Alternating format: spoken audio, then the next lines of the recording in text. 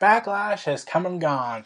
And now let's get into to my thoughts on the whole pay-per-view event, or network special, as you like to call, as WWE wants to call it now.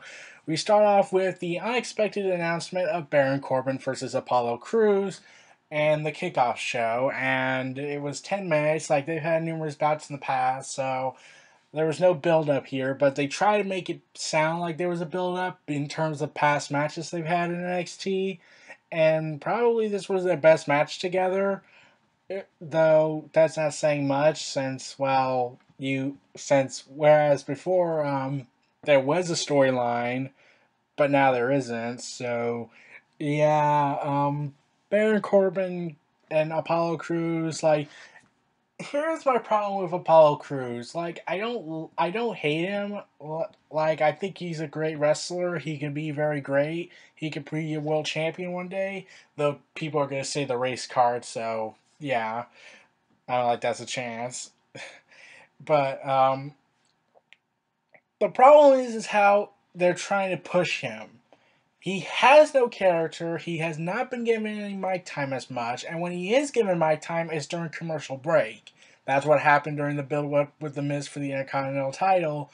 It was during commercial break, and then they showed it, and you didn't care. So, and the commentators think, like, regardless of Ronaldo for trying his best, like, they're trying to say that he's this great wrestler, how he's this awesome athletic guy. Like I know they do that a lot, but like, sorry, I kind of got distracted. But like, they go ahead, but like, they would let the wrestlers show off their athletic ability, and then the commentators would react. But this is in reverse. The wrestler's not getting the momentum, and then Apollo Crews gets talked about a lot by the commentators, saying this guy's gonna go big, this guy's gonna go places, this guy's gonna go is very athletic, he's very talented, and like, show, don't tell. Stop telling us how great he is and show us that he's great. Like, if people did not know who he was in the independent scene, then everyone would be booing him. But since he's from the independent scene and the people do know what he's capable of, then, well, you be thinking, like, they're just trying to push this guy like they're trying to push Roman Reigns, a homegrown guy. Meanwhile, Baron Corbin, like, he's been able to show off his abilities, regardless of how booked he is.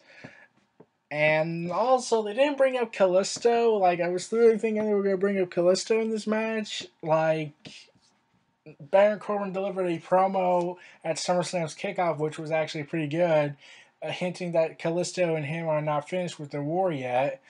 And nothing materialized out of that. Like, if they had built this up by a bit, like how Baron Corbin wants to take out the guy who also cost him his opportunity at getting the Intercontinental title, as in Apollo Crews, since it was in a triple threat match, then you would understand why Baron Corbin is having this match with him. But no, let's not bring this up. But like, fuck logic and continuity.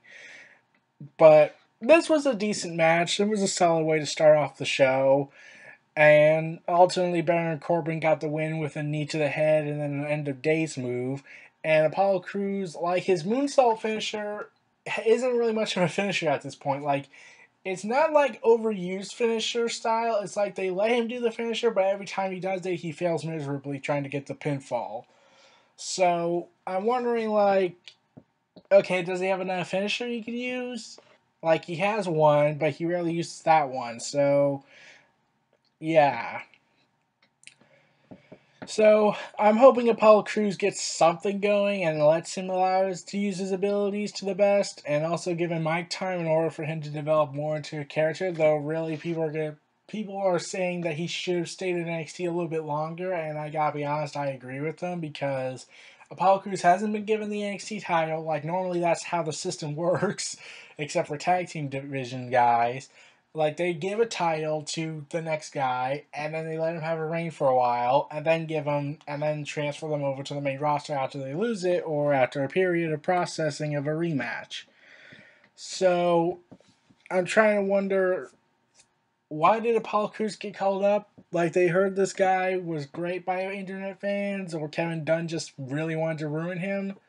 because, well, they can pull the race card out. I don't really know about the racism card that people like to say. Like, I'm pretty sure there is some form of racism in management, but, like, the way people have described it sounds really over the top on this. So, like, yeah. So, let's move on. Now we get to the six-pack elimination challenge to determine the inaugural WWE SmackDown Women's Championship, which really should have been called the WWE Women's World Championship just to make it sound different. But no, let's just add in SmackDown because, well, yeah. Which begs the question, I know I'm going off a brief tangent here, but what begs the question, what if the Women's Championship of SmackDown gets drafted to Raw? And they draft, like, are they going to call it the Raw Second Women's Championship? Like, they really should have come up with a different name to avoid confusion. Like, why is the SmackDown Women's Champion on Raw now? Like, that should have been addressed. Like, they should have just come up with a better name.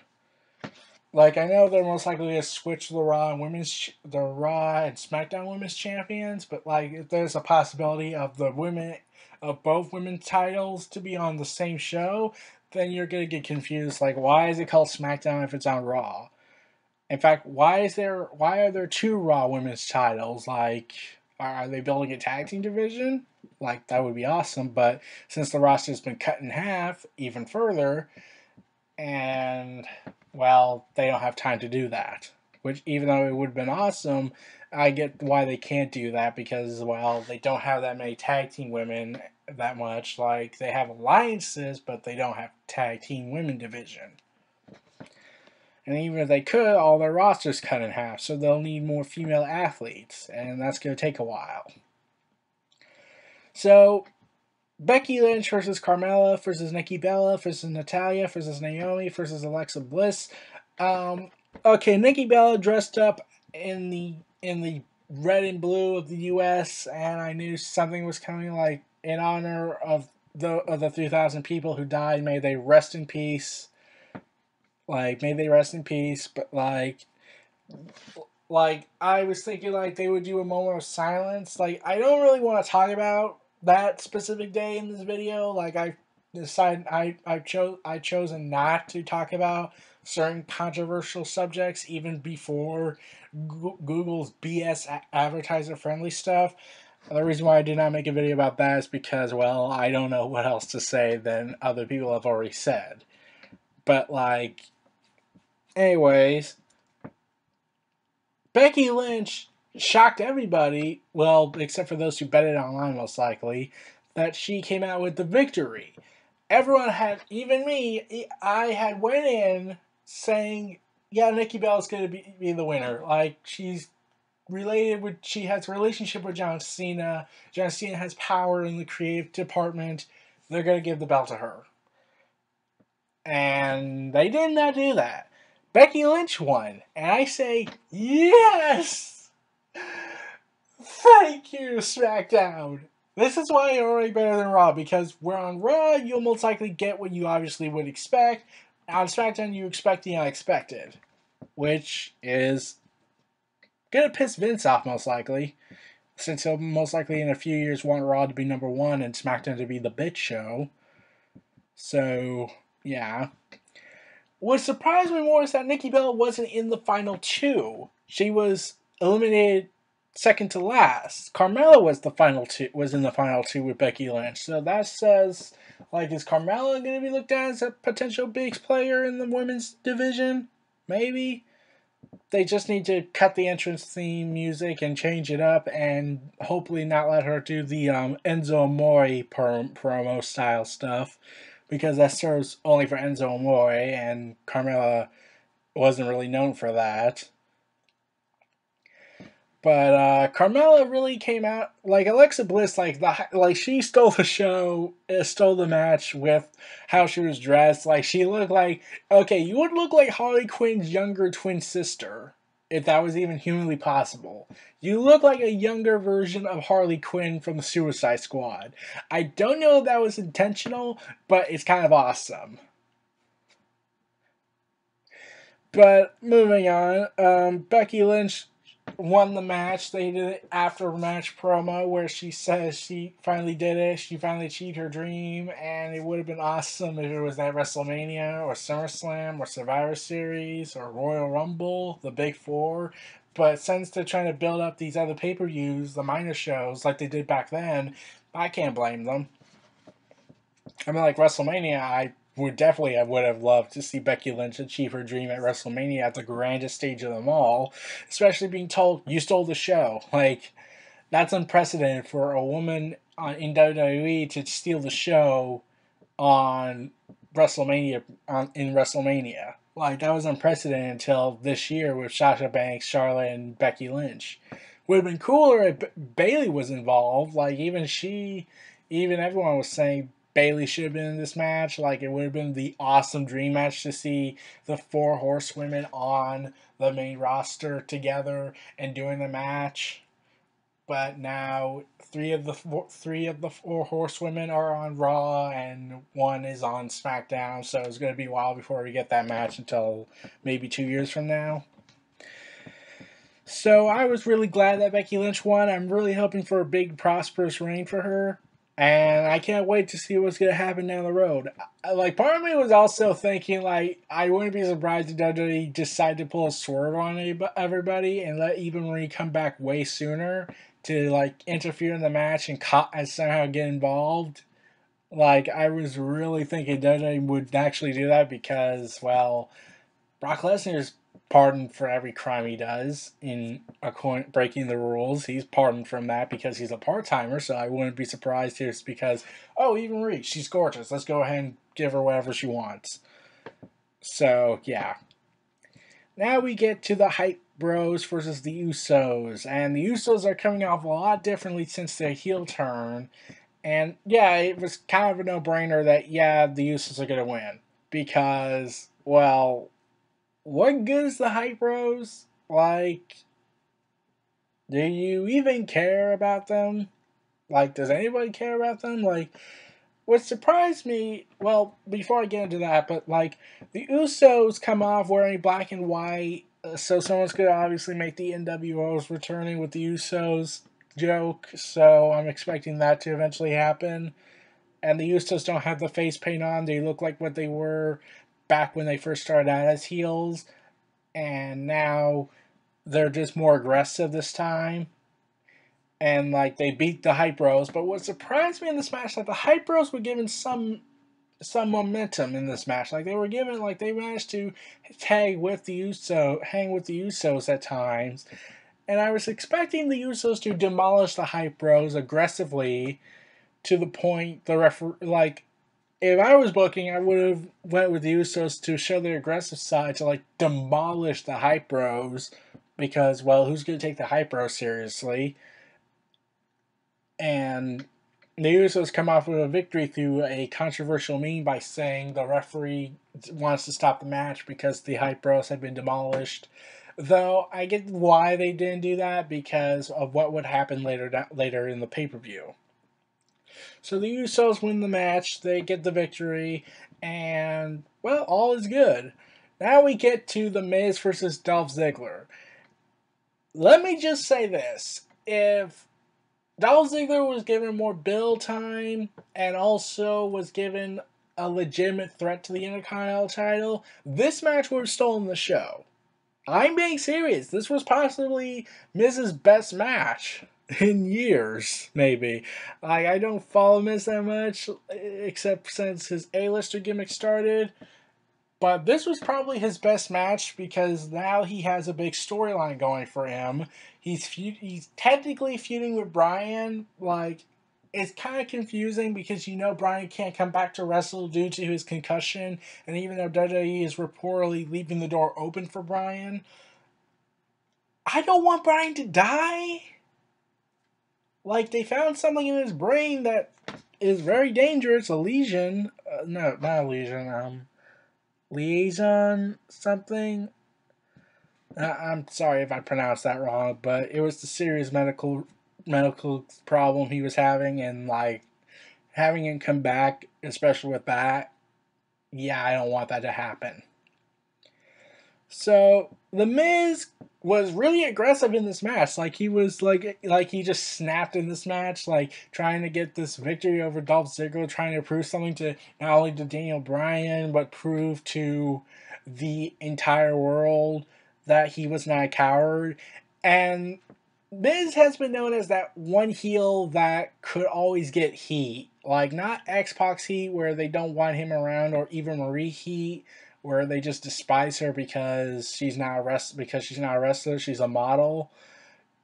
Miz gets heat because he's good at what he does.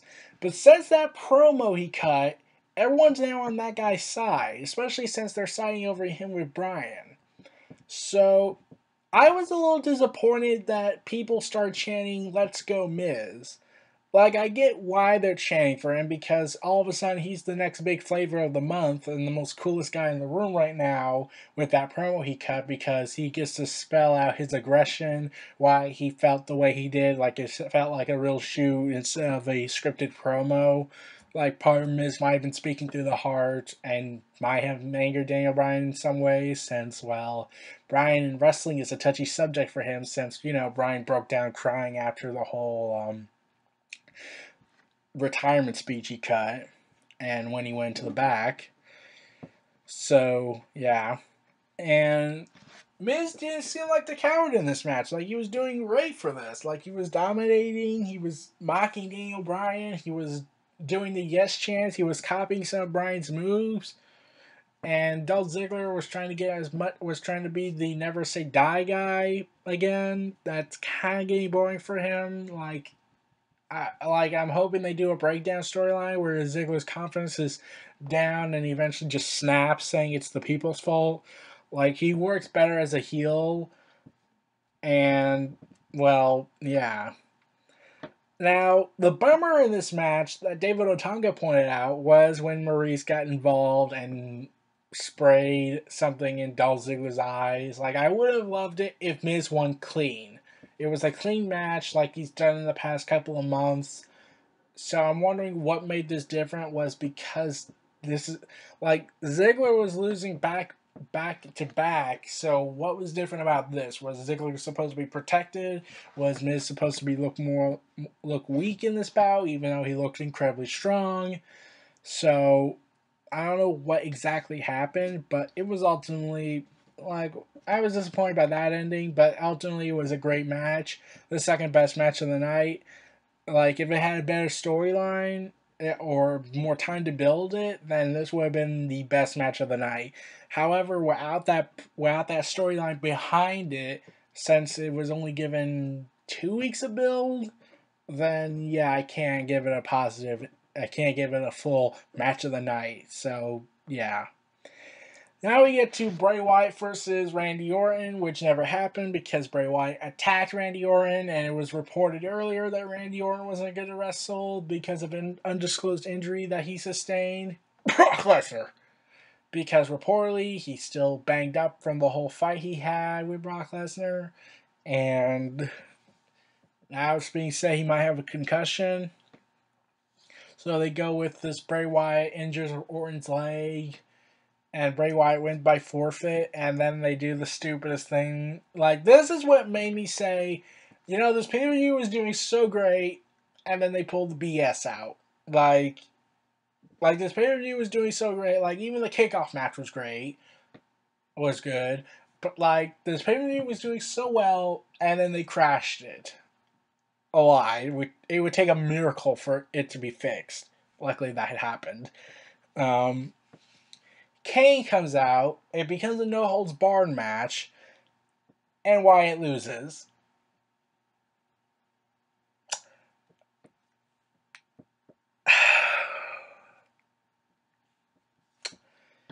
Okay.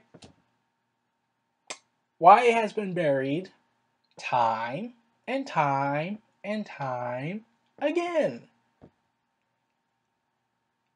Now, let's see here. Like, he doesn't get a match at SummerSlam. He doesn't get a match at WrestleMania, even though he really should have. He loses at Backlash against Kane, of all people, who has been doing nothing but beating up pointless jobbers like the Milkman and Fandango. So why? Why have Bray Wyatt basically jobbed to Kane? Is Kane getting some big push? Because they don't have a lot of main event talent? John Cena's on hiatus. Like, rumor has it he'll be coming back to feud with AJ Styles for No Mercy. Really hope that's not true because AJ Styles can't afford to get buried, and I don't want Cena to spit in the face of Ric Flair. I mean, like, yeah. Or wrestling fanatics' histories everywhere. So, yeah. Randy Orton costs Bray Wyatt the victory, and Kane gets a chokeslam victory, and that's all she wrote. I'm pissed off about that. I don't want to talk about that match anymore. For God's sakes, why? So I said, okay, they're going to have to pull some big miracle out. Like, they got to go, like, there's only 2 matches left, unless they're doing a filler. They got to do something. They got to do something big. They have to do something epic. Luckily, in my opinion, they did. Rhino and Heath Slater versus the Usos. Now, heading into this match, I was pretty much being told by reports on Wrestling Incorporated, Ringside News, WrestlingRumors.com or .net, saying that the Usos were going to walk away with the tag team belts to feud with American Alpha. And I was also rooting for Heath Slater, surprisingly. Like, the storyline has been so good, even though I know he's pulling, even though, like, in real life I know he has only 2 kids, like, they wanted to build up that he's more than 2, which they did with SmackDown. And I really didn't want him to go to Raw, because look at Jinder Mahal. Like, I knew Jinder Mahal would not be successful in either brand, but, like, you would at least get some more time to develop in SmackDown's world. Luckily, Heath Slater would win this match with Rhino. This match, it wasn't the best match for the Usos. It wasn't the best match for Heath Slater and Rhino. But storytelling-wise, it was great. It reminded me of the old days, where the wrestling matches, they were so-and-so. Like, you would get good matches, you would get bad matches, but the storytelling was what brought you in, and you wanted these characters to win. You wanted this character to win. You wanted this character to lose. And surprisingly, the Usos were getting cheered. Like, during the Hype Bros match, the Usos were getting cheered. That could be 2 reasons. One is the fact that they turned heel, now all of a sudden they're cool again. And the other reason is because no one cares about the Hype Bros. Like, they were also getting Usos suck, so they've entered John Cena territory now, where now they're going to get Usos rock, Usos suck, let's go Usos, Usos suck. So, yeah, we're going to get that most likely for the next couple of months. Maybe a year or 2, if they keep up with his heel turn. So, Rhino and Heath Slater, like I said, it wasn't their best match with the Usos, but ultimately, the storytelling really helped it, and it's surprisingly Heath Slater was, like, throughout this tournament, I think I neglected to mention this, Heath Slater's been able to get in the ring and actually fight. He didn't just rely on Rhino, like you would expect from a heel, since when you last time saw Heath Slater, he was a heel. He was part of the Social Outcasts. And then all of a sudden he turns face for no reason until he starts to explain his motives. And now you want Heath Slater to win. But you also know on the other end of that plate, the Usos need this victory too, since they just started a heel run. So I'm expecting a cheap finish, maybe American Alphas.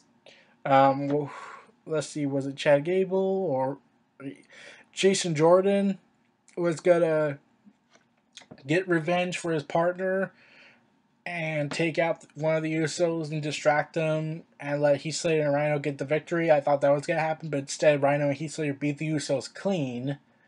So they're no longer protected by management anymore. So I was really glad for Heath Slater to win. Now he's on SmackDown. He's the first tag team champion, the first inaugural tag team champion with Rhino on SmackDown. So Heath Slater is already now in the history books. Like, they'll talk about this storyline, how it was the most organic and most successful storyline of 2016. Yeah. And it ended off really well. Like, if this was on Raw, I get the feeling they would have given it to the Usos or give it away on free television. Whereas SmackDown gives it away on pay-per-view, which means you have to pay to see this. Or just wait till SmackDown and then watch it on there to see what happened, or leak online. But I was ultimately glad that this happened. So, but I am curious, like, but doesn't this technically kind of hurt the Usos' momentum a bit, because now they're heels and they're already losing matches? Like, I'm not saying they've been buried or anything, but, like, it kind of freezes their momentum, especially since they just came off 2 aggressive beatdowns against American Alpha and the Hype Bros. So, yeah. Rhino and Heath Slater are now your tag team champions. This was the shot in the arm Backlash needed after that disastrous hardcore no-holds-barred match. I refuse to call out the participants' names because, for the sake of my sanity. Now we get to the match of the night. AJ Styles versus Dean Ambrose for the WWE World Championship. AJ Styles is white hot. Like, everyone wanted AJ Styles to win. Like, I gotta be honest, Dean Ambrose has been lackluster as champion. Like, it started out good, and then it just dragged along, and just like, okay. So, WWE goes ahead and puts the belt on AJ Styles, who's had a great year, but I'll get to that in a moment. Like, there was some moments I felt like something was botched in that match. Like, it looked like AJ Styles, when they fell off the turnbuckle when Dean Ambrose caught him, AJ Styles was supposed to get back up instantaneously, like Seth Rollins did in the War Against the Wyatt family match, as I like to call it, since that match was awesome in the Elimination Chamber, but they botched it a bit, and the referee went to check on him to see if he was still conscious to continue, and obviously AJ Styles was still, since he's now WWE Champion. And Dean Ambrose, like, I was, like, worried, like, there were times, like, I was a little worried, like, AJ Styles has a history of back and knee problems, especially since, even when he joined the WWE, he was still struggling with some nagging injuries, and they pulled him out of live shows just in case, and I was worried that he could get hurt.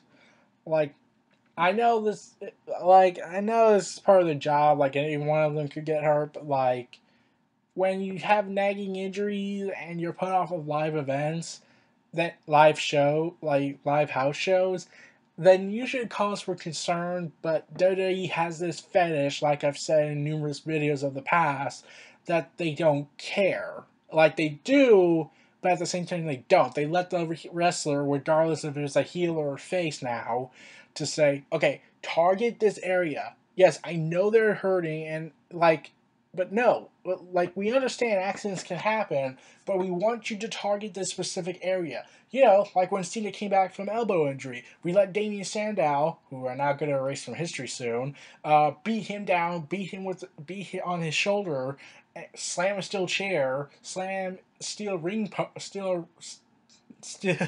sorry, steel steps on his arm, on his surgically repaired elbow.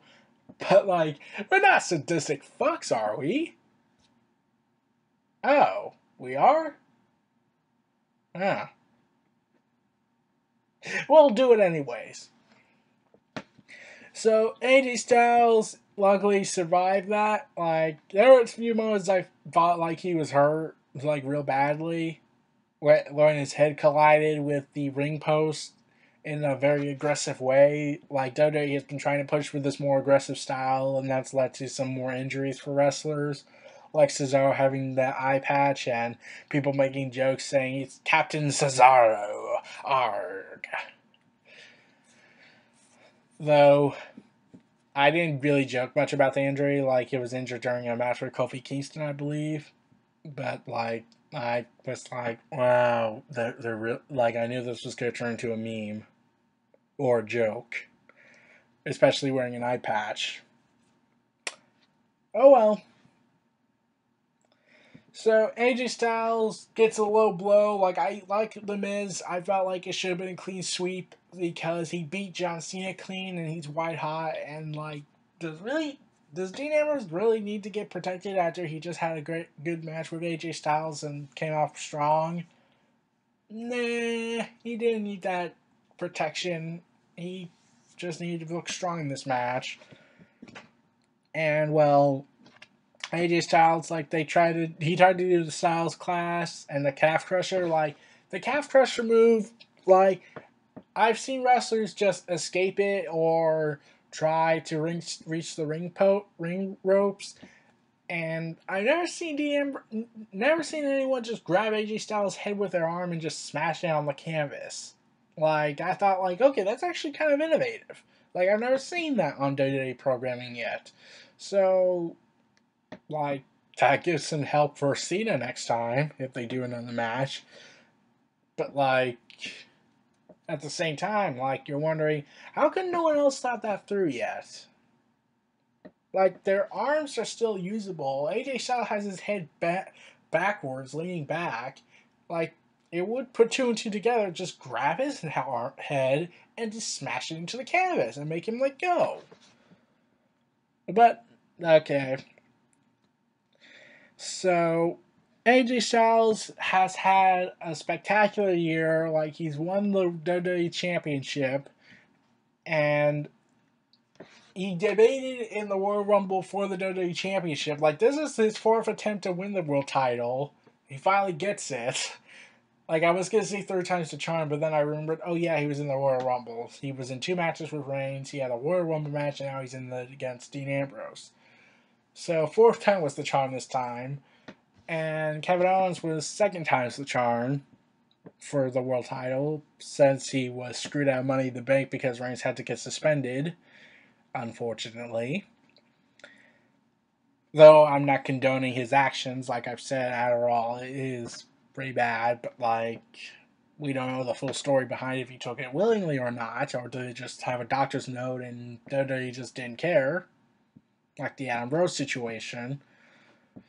But yeah, so yeah, AJ Styles has had pretty much a hell of a year. Like, he came out big, he started off big, he pretty much might as well end the year big. So he's now WWE champion. I expect a long reign for him, and hopefully things will not turn short for him. Like, he's red hot right now. He's white hot, some like to say. I was worried that they might freeze his momentum a bit, because if he lost to Dean Ambrose and people kind of no longer like Dean Ambrose to an extent because he's being forced to be something he's not.